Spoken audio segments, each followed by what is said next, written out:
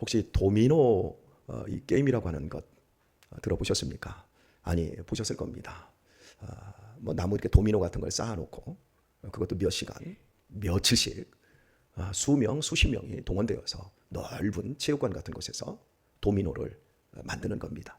그리고 카메라 여러 대를 설치를 해서 한 사람이 톡 하고 건드리면 여러 날 동안 수십 명의 사람들이 정성 들여 쌓아놓은 도미노가 드디어 하나를 넘어뜨리면 줄줄이 계속해서 넘어지는 그 장면 보셨지요? 도미노 뭐 세계 기록 이런 것들까지도 하고 있으니까요. 저는 그 장면을 보면서 우리 인간의 역사, 인간들이 살아가는 삶이 저렇지 않은가 싶어요. 쌓는 것은 무진장 힘듭니다. 세우는 것은 엄청나게 어렵습니다. 하지만 무너지는 것은 순식간입니다. 한두 사람에 의해서 와장창 무너질 수 있습니다. 베네수엘라 석유가 엄청나게 많이 나는 나라입니다. 세계에서 두 번째로 석유가 많이 나는 국가입니다. 그런데 지금 완전히 거지가 되어 있어요. 한 사람의 지도자에 의해서 나라가 완전히 절단되어 버렸어요. 아르헨티나 역시 남미에서 70년대, 80년대 미국처럼 잘 사는 나라였습니다. 그런데 한두 사람의 지도자 때문에 다 무너지고 말았어요. 세우는 건 어렵습니다.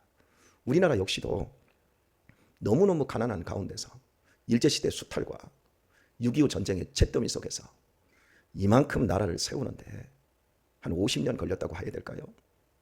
그런데 지금 나라가 무너지고 있습니다. 여기저기에서 무너지고 있습니다. 이 나라에 무슨 진실이 있고 이 나라에 무슨 소망이 있나 싶어요.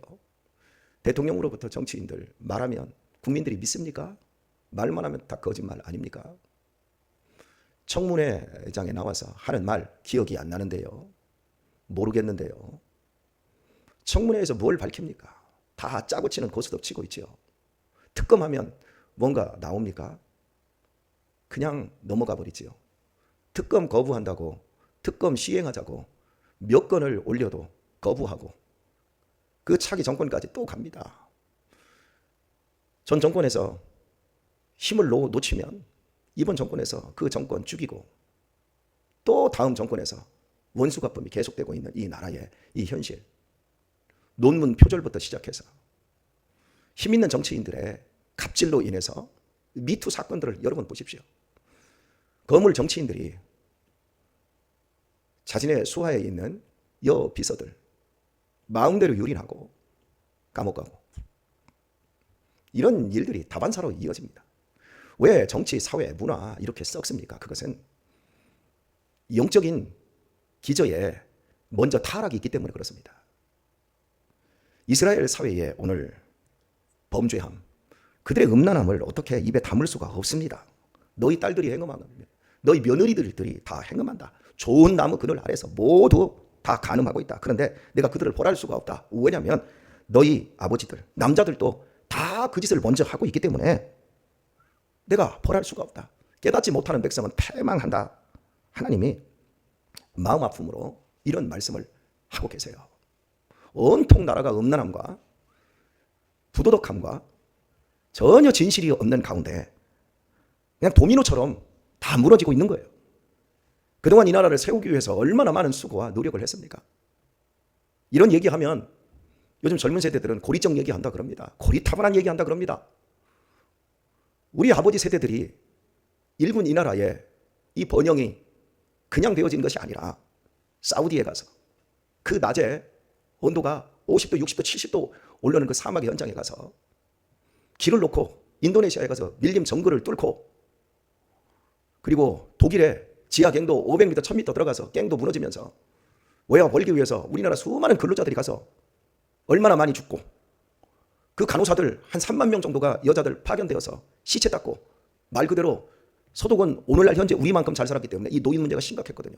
노인 요양원에서 기저귀 가가지고 간호사들이 막 기저귀 받아내고 이러면서 달러를 벌어왔고 우리 이명규 장로님 이 세대들은 월남전에 가서 우리 김승배 성도님들은 월남전에 가서 총알바지 하면서 그곳에서 외화 벌어와서 우리나라 경제를 이렇게 일구었고 우리나라 산업화 시대 70년, 80년대에 넘어오면서 저 구로공단 만들어지고 물레동에 그런 공단들, 구로공단 이런 계속해서 만들어지면서 그런 곳에서 얼마나 많은 산업체에 손가락이 잘리고 팔이 잘리고 폐 이러면서 굳어지면서 오늘날 이 번영을 일구었는데 지금 순식간에 지금 무너지고 있는 모습을 여러분 보십니까? 저는 송탄공단 바로 뒤에 살기 때문에 뭐 저녁 때가 되면 송탄공단 통해서 공단에 있는 그 공원 운동장에 운동하러 나갑니다. 외국인들만 드글드글합니다. 그 외국인들이 지금 우리나라에 들어와 있다라고 하는 그런 모습들, 여기가 외국인지 여기가 대한민국인지를 알 수가 없어요. 제가 여러분에게 우리나라의 인건비 현황에 대해서 제가 말씀을 한번 드려볼게요. 우리나라는 일본보다 잘 삽니까? 못 삽니까? 일본이 우리보다 잘 삽니다. 아시죠? 그런데 인건비가 외국인 인건비가 우리나라가 높을까요? 일본이 높을까요? 외국인들의 입장에서.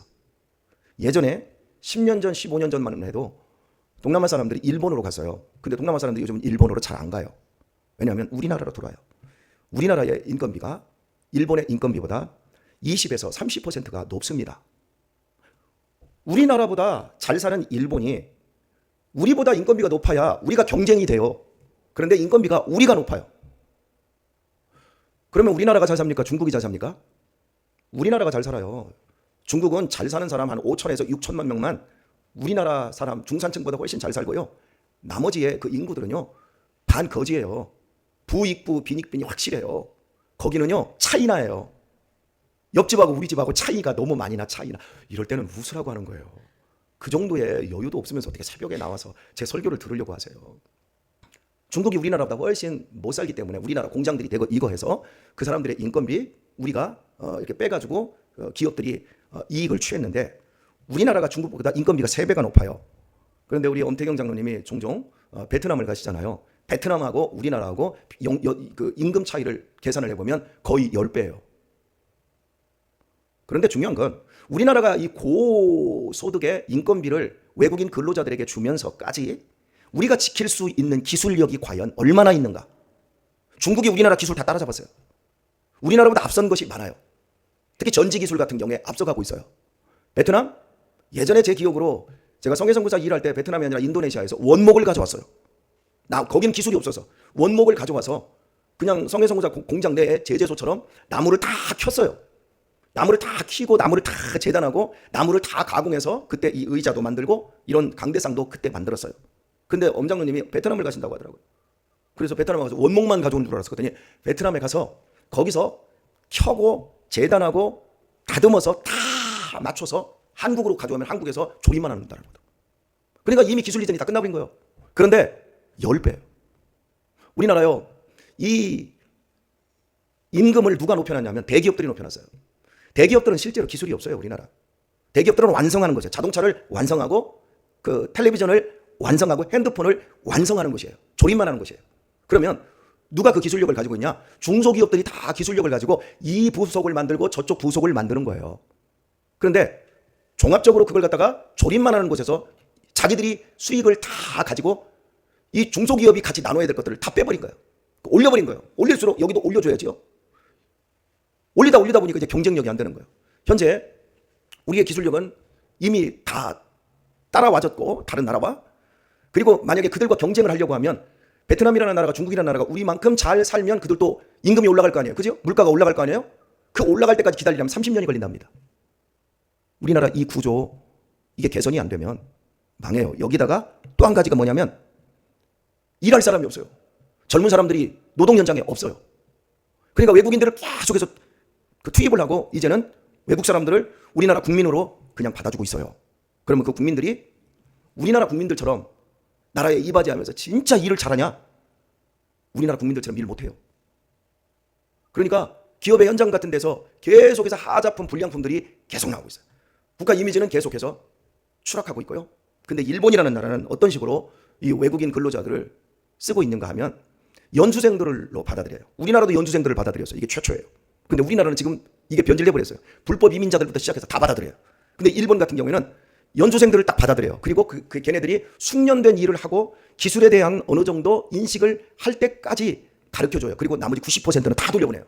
그리고 임금을 한국 사람하고 똑같이 주지 않고 남은 10%는 한 반절 정도 차이 나게 줘요. 그러면서 너희들 반절 주어도 너희 국가에 가면 너희가 공무원이 받을 수 있는 월급보다 너희들 3배, 4배 더 받는다.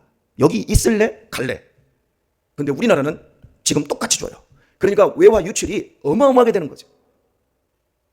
금방 망합니다, 여러분. 근데 이런 얘기를 해도 백성이 지식이 없으니까 못 알아듣는 거예요. 그러려고요. 그리고 보수주의자들은 계속해서 하는 말 하나님이 지켜주시니까. 오늘 여러분 보세요. 이스라엘이 가장 부강하던 여로보암 시대 때 하나님이 지금 이렇게 경고합니다. 니네들 백성이 지식이 없어서 망한다. 그 지식이 왜 없어졌냐? 제사장들이 타락했다. 선지자들이 타락했다. 오늘날 경제사회 문화 모든 정치 대한민국의 이런 문제는 교회 때문에 그런 거예요. 교회의 지도자들 특히 목사들 때문에 바른 말씀을 가르치지 않으니까. 교회 안에서 성공 신학, 번영 신학만 가르쳐 왔어요. 어떻게 하면 복 받는지, 어떻게 하면 더 복을 받는지. 그리고 수단과 방법 가리지 않고 부동산을 사라. 교회들도 그런 것들을 하고. 돈 많이 벌 수만 있다면 무슨 짓이든 해도 하나님이 축복하신다. 그러니까 일반 백성들이 뭐를 아냔 말이에요. 그러니까 장로님들이 같이 만나기만 하면 다들 뭐 집도 있고 막 그런데 아파트가 2채가 있다고 하고 이런 얘기들을 해요. 그러면서 아무렇지도 않게 그런 감각들이 없어요. 여러분, 우리가 비트코인이든지 또 부동산이든지 이런 것들을 우리가 돈을 벌면 벌수록 누군가는 손해를 보는 구조잖아요. 이해 안 돼요, 여러분? 그 돈이 그냥 하늘에서 확 내려온 게 아니라 땅값을 막 상승시키는 거잖아.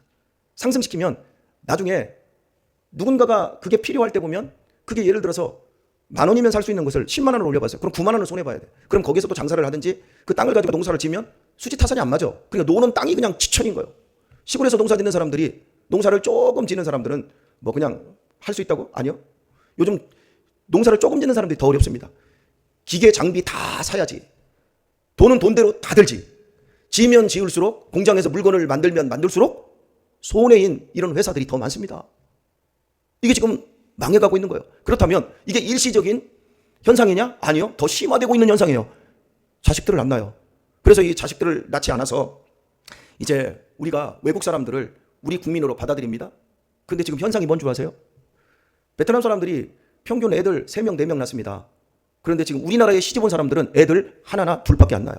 둘도 안 낳으려고 해요. 왜? 똑같이 키우기가 더 힘드니까.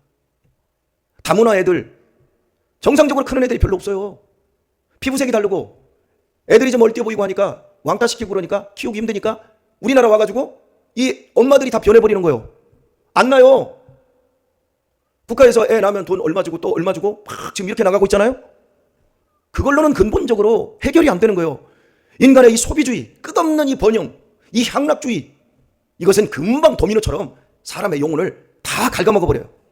있는 자들은 끊임없이 탐하고 없는 자들은 없기 때문에 너무나 힘들고. 이 비극. 제사장들이, 선지자들이 하나님의 법도 하나님의 지식을 가르쳐 줬다면 이스라엘 사회가 이렇게 망하지도 않았을 것이고, 오늘 우리 한국 사회가 번영 속에서 번영하면 번영할수록 오늘 읽었던 그 본문에서 보면 내게 범죄하니 더 크게 범죄하는 거예요. 크면 클수록 더 허약해지는 거예요.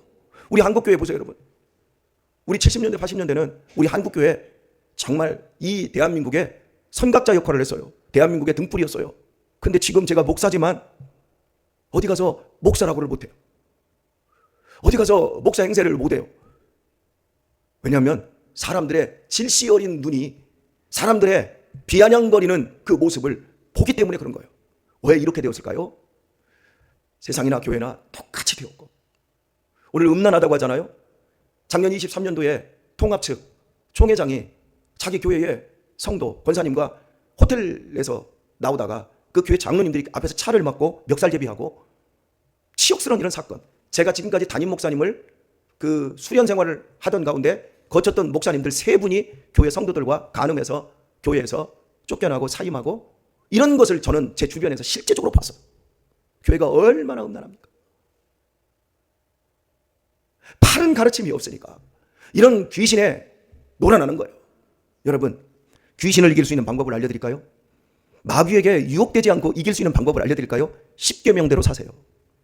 딴짓 할 필요도, 뭐 부적 들고 다니고 십자가 들고 다니고 차에다가 십자가 걸어놓고 이러면 뭐 마귀가 나를 못 건드리는 게 아니에요. 하나님이 우리가 이 세상을 살아가는 동안 이 10계명대로 살아라. 그러면 모든 것을 이길 수 있느니라. 근데 10계명은 그냥 우리가 포함으로 가지고 있지, 우리의 이 속에는 온갖 음란과 더러움과 세상적인 것을 다 가득 차 있어요. 그러니까 이 세상에 썩고 있는 거예요. 너희는 세상의 소금이고 너희는 세상의 빛이라 그래요. 우리가 맛을 내지 않으니까 세상에 맛이 없는 거예요. 우리가 이 교회 안에서 진짜 맛깔나는 이런 음식과 같은 깨소금과 같은 이런 역할들을 우리가 이 교회 안에서 우리가 한다 그러면 여러분 세상 사람들이 이 교회에 와서 생명을 맛보게 되어 있어요. 우리가 빛이라고 한다면 세상 사람들이 두렵고 무서워서 바퀴벌레처럼 살지를 않아요. 우리들이 밤에는 낮에는 교회 나와 있지만 밤에는 이 본문에서 얘기했던 것처럼 밤에 똑같은 짓을 하니까 아무런 힘이 없는 것인지도 몰라요. 오늘은 우리들이 다시 한번 우리 자신들을 돌아보면서 이 호세아에게 준 말씀이 우리 시대를 향한 우리를 향한 경고라는 사실을 오늘 확인했으면 좋겠습니다. 저도 이 새벽에 여러분에게 좋은 얘기만 하고 싶어요. 여러분이 싫어하는 얘기 안 하고 싶어요. 그런데 여러분이 성경을 보세요. 얼마나 하나님이 우리에게 아파하고 우리를 향한 그 고통에 대해서 진실하게 이야기하는지 여러분이 보시지 않습니까? 오늘의 말씀을 맺도록 하겠습니다. 일제시대 때 주기철 목사님, 손양원 목사님, 한상동 목사님 이런 순교자들이 계셨어요. 그분들이 신앙을 지키기 위해서 순교하셨습니다. 그런데 그때 교회를 지키기 위해서 신사참배를 하셨던 분들이 계세요. 거의 대부분이 다 그랬어요. 1934년에 감리교가 먼저 신사참배를 시작을 하고 38년도 홍택기 총회장 때 우리 장로교회가 시작을 하고 그랬어요. 그리고 이분들이 해방되고 나서 뭐라고 안주하세요? 저런 주기철 목사, 손양원 목사 저런 사람들은 자기 신앙 지키기 위해서 순교했지만 우리는 교회를 지키기 위해서 순교자적인 마음으로 신사참배를 했다. 그러니까 저런 주기철 목사나 손양원 목사 이런 인간들은 우리 교회에 끼어들 수 없다. 오히려 그 사람들을 더 배척을 했어요. 주기철 목사님, 손양원 목사님은 언제 복권된 줄 아세요? 주기철 목사님, 손양원 목사님을 대한예수교 장로회가 치리를 해버렸어요. 교회의 덕을 세우지 않았다고. 그래가지고 교회에서 면직시켰어요. 이 면직시켰다가 1990년도에 넘어오면서 이분들을 면직에서 복권을 시켰어요. 그러니까 지난 40년 동안 해방되고 40년이 넘는 시간 동안 우리 한국교회가 한 짓이 뭐예요? 진실은 가리고. 여러분 일제시대 때 교회를 지켜냈다라고 하는 게 무슨 교회를 지켜내? 자기 예배당 지켜내고 자기 기득권 지켜낸 거지.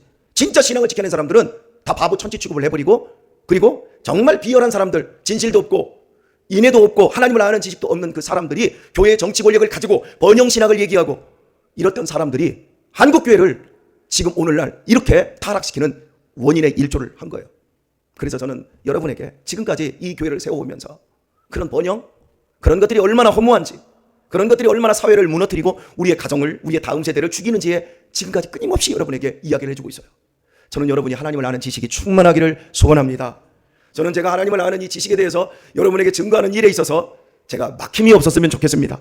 그리고 제가 이런 마음 아픈 설교를 할 때, 진실을 이야기할 때 여러분이 그 진실에 조금 더 근접해지고 그리고 여러분의 신앙이 하나님을 더욱더 잘 알아서 이 땅에 빛과 소금과 같은 역할을 잘 감당할 수 있기를 축복합니다. 이런 성도로 오늘도 여러분이 가는 곳에, 여러분이 있는 곳에 생명이 있고 어둠이 물러가고 살만 나는 세상을 꼭 만들어내실 수 있기를 우리 주 예수님의 이름으로 축원합니다.